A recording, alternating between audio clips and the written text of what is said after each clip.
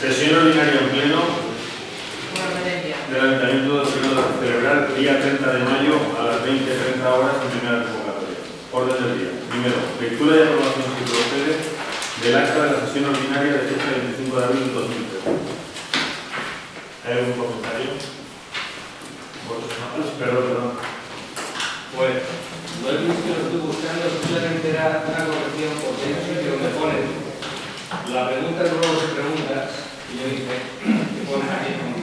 Dice, señor Escribano, por favor del grupo de Esquerra Unida, pregunta acerca de las paradas de la línea 27 del autobús que pasa por Sevilla.